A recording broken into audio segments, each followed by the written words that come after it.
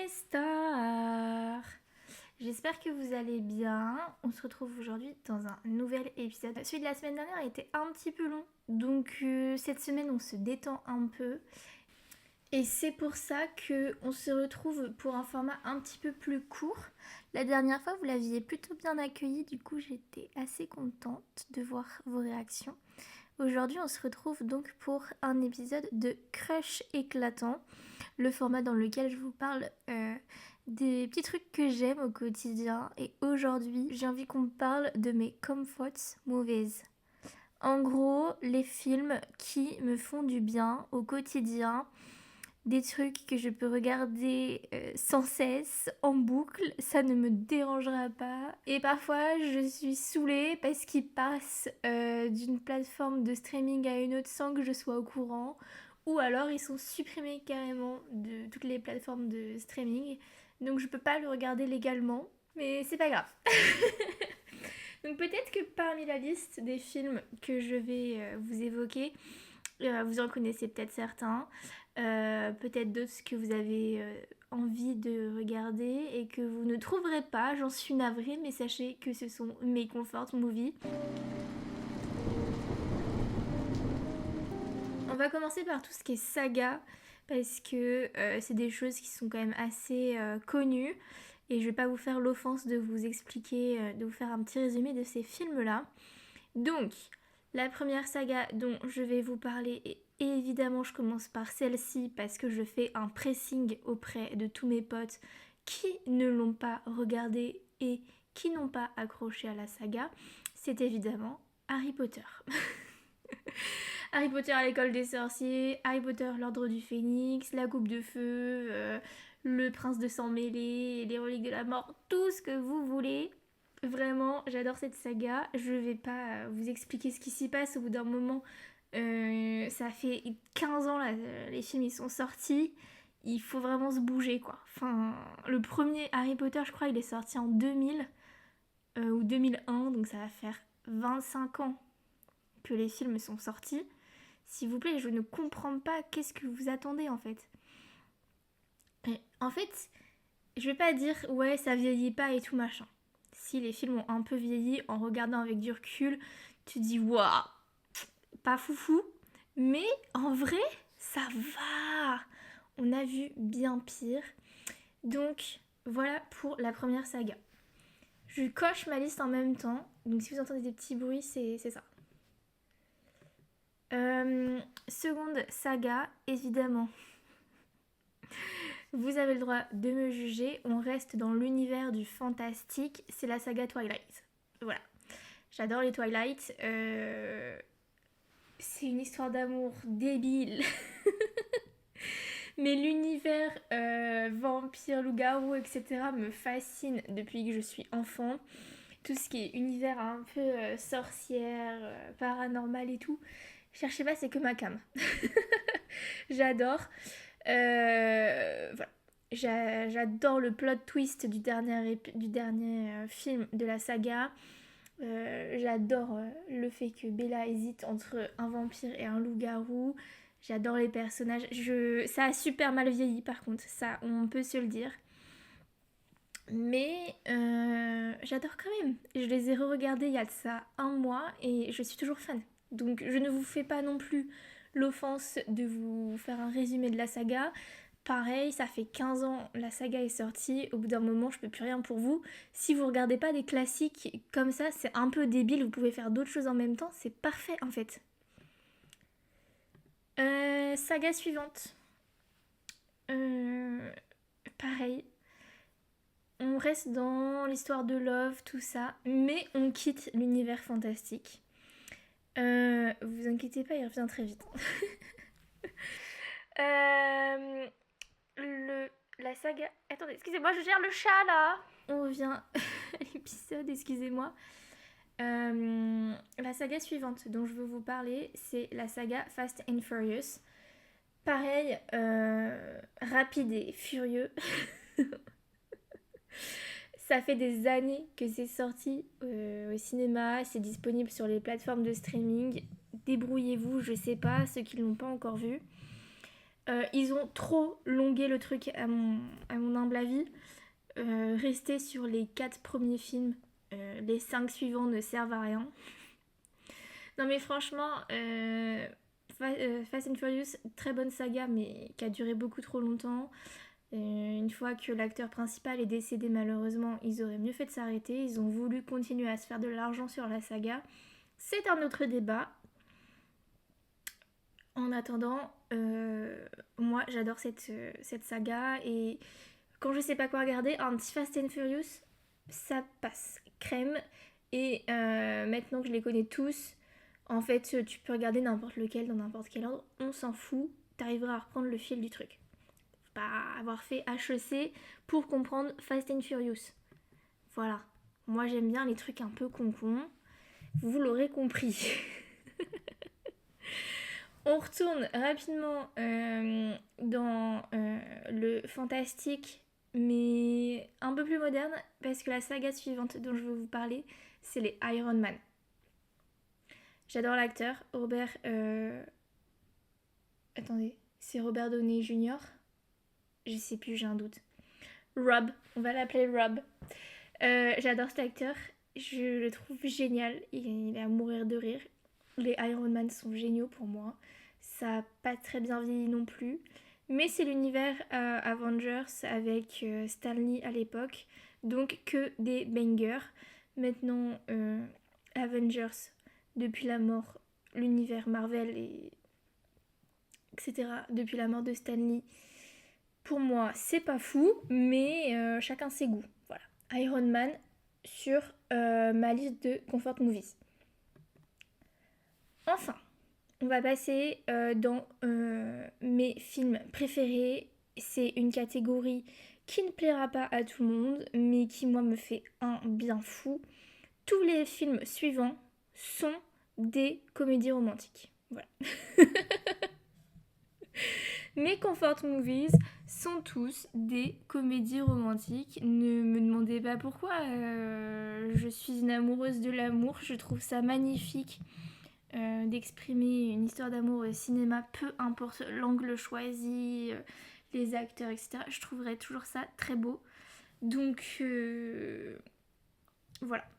Si vous voulez savoir les films qui me font du bien, eh bien écoutez la suite de l'épisode parce que là, je pense qu'il y en a certains que vous allez connaître parce que ce sont des classiques et d'autres que vous ne connaîtrez pas. Si vous les connaissez tous, franchement, vous êtes... on est fait pour être amis, vous et moi. Voilà, on est fait pour vivre ensemble. Le premier dont je vais vous parler, parce que il fait partie des plus connus, c'est Le Diable s'habille en Prada. Les actrices au casting de ce film sont toutes pour moi incroyables. Voilà. Vous retrouvez Meryl Streep et Anna Faouet. Donc, Le Diable s'habille en Prada, c'est l'histoire de Andy, qui est journaliste, qui a fini ses études et qui veut tout simplement trouver un poste.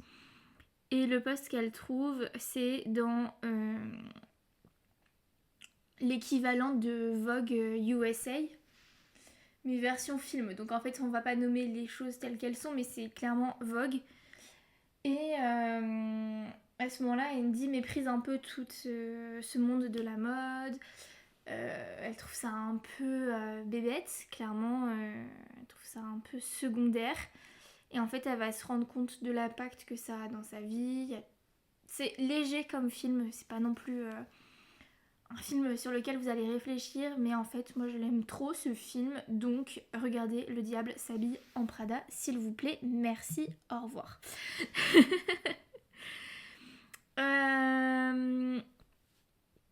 Et surtout que le personnage de Miranda Presley, iconique en fait. Va y avoir le 2 qui va sortir cette année. Donc si jamais tu n'as pas encore vu Le Diable s'habille en Prada, regarde-le, on se recontacte et t'iras voir le 2 au cinéma.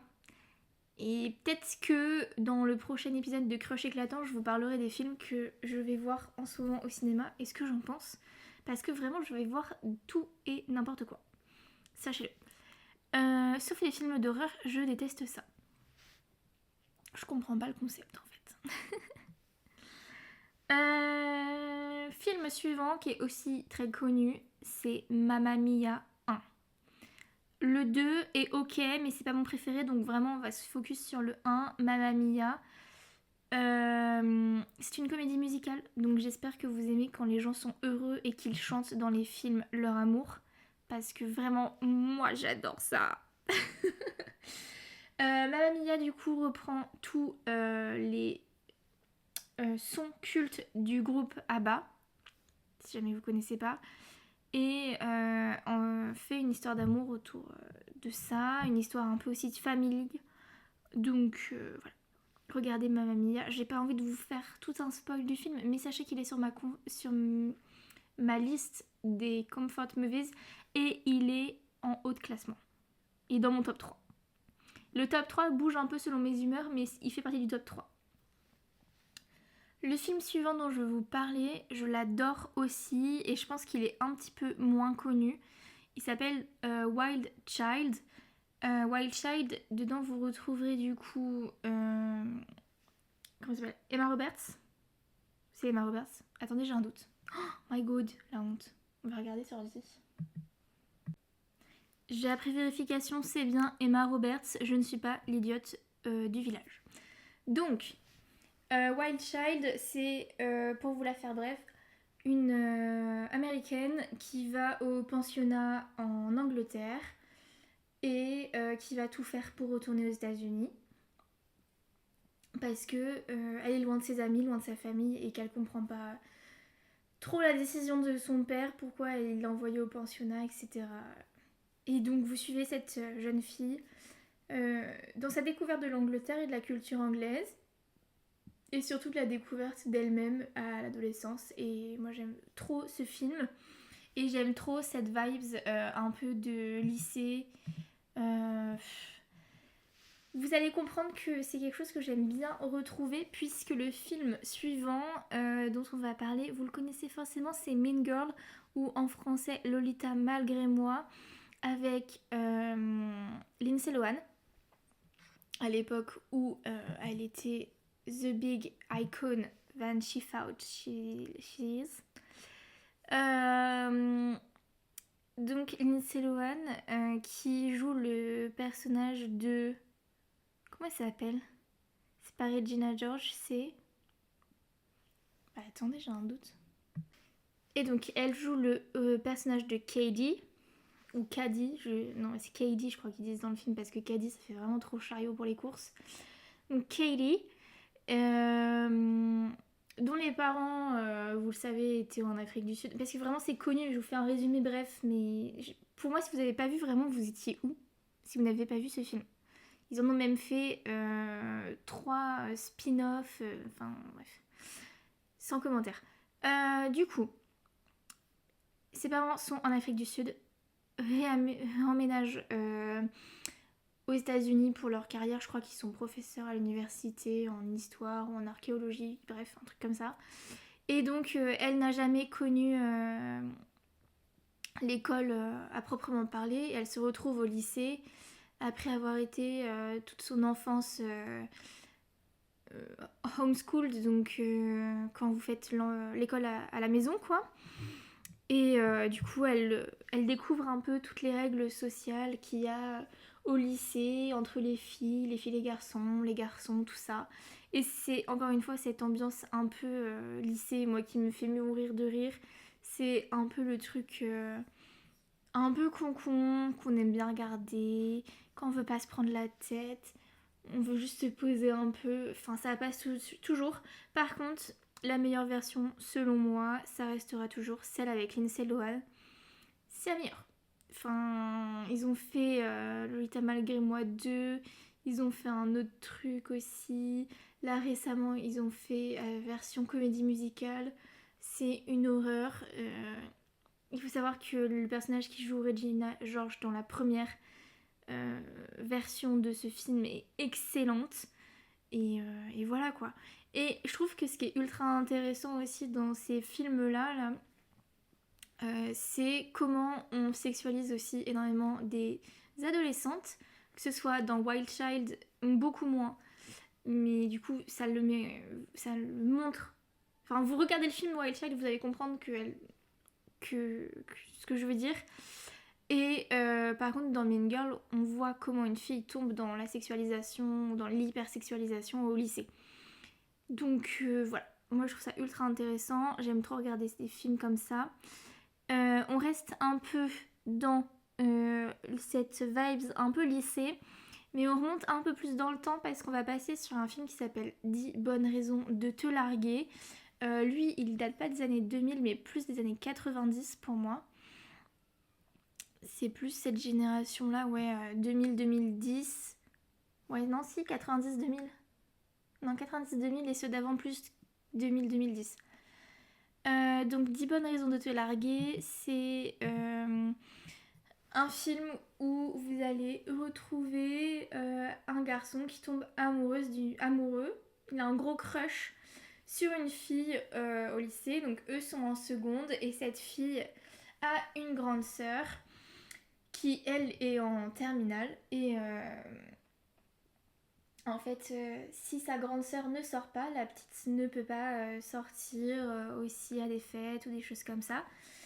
Et donc le garçon apprend ça et il va s'arranger avec un autre garçon de terminale pour séduire la grande sœur et faire en sorte que les deux sœurs puissent sortir et que lui du coup il puisse voir la fille qu'il aime. Mais je vous laisse regarder le film parce que évidemment c'est un peu plus complexe que ce résumé. Mais en gros c'est ça et j'aime beaucoup ce film des années 90, je le trouve super. Et RIP à l'acteur principal que si vous allez voir la bande-annonce vous reconnaîtrez, j'ai perdu son nom. On passe à un autre film que j'aime trop qui s'appelle un peu dans la même vibes, Comment se faire larguer en 10 leçons. Là c'est l'histoire de deux journalistes, une journaliste féminine et un journaliste sportif qui ont tous les deux un but. Enfin c'est des journalistes, elle c'est une journaliste et lui c'est un publicitaire plutôt pour un magazine sportif. Et les deux ont pour but de travailler avec une marque de bijoux. La journaliste du magazine féminin, ça la concerne moins. Par contre, lui, le publicitaire, ça le concerne un peu plus parce que il veut que cet annonceur figure sur le journal pour lequel il travaille. Et en fait, il va avoir un défi qui lui est lancé, c'est de séduire une fille en 10 jours. Et elle, son défi sera de repousser un homme en 10 jours. Et donc vous suivez leur histoire et c'est hilarant, les acteurs sont, oh my god, ils sont tous les deux magnifiques. Donc vraiment, vous allez tomber amoureuse en regardant ce film. Si c'est pas de elle, vous allez tomber amoureuse de lui et vice versa. Vraiment, ce film est trop bien, je le trouve trop cool. Donc regardez-le en fait. Je vais dire ça à chaque film, regardez-le et regardez-les tous en fait. Regardez tous les films de cette liste, s'il vous plaît. Prochain film, on va parler un peu dans la même vibe aussi. Et dans la même vibe aussi que Le Diable s'habille dans le Prada, on va parler de Confession d'une accro au shopping. Le nom du film porte bien son nom, puisque on suit une fille qui est totalement addicte au shopping, qui perd tout. Je crois qu'elle perd son appart, elle perd vraiment tout. Sauf qu'elle doit travailler, et en fait il y a une histoire d'amour, tout ça.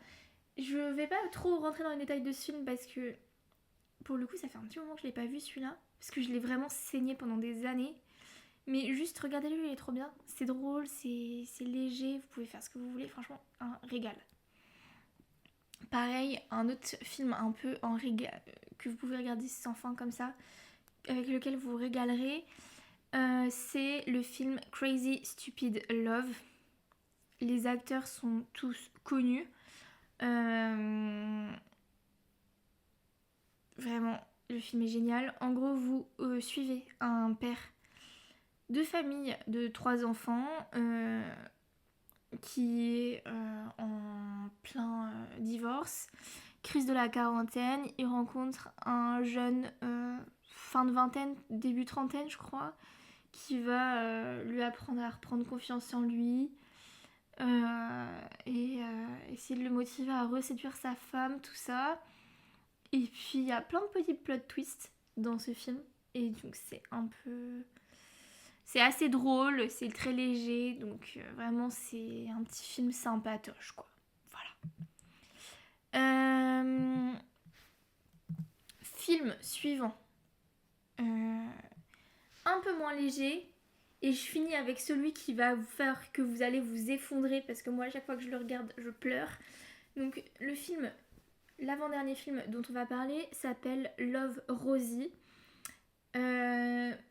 Pour le coup, Love Rosie est un peu plus triste. Moi, il m'a fait chialer. Les 2 premières fois que je l'ai vu, maintenant je pleure plus parce que je sais l'histoire. Mais il peut encore me faire un peu pleurer. Il suffit que je sois sous règle, un peu fatiguée et je peux pleurer. Donc, Love Rosie, c'est l'histoire de 2 meilleurs amis d'enfance que vous retrouvez dès le lycée, je crois. Au bal de fin d'année, elle va tomber enceinte d'un garçon. Et puis, de là, vous les voyez évoluer dans leur vie d'adulte.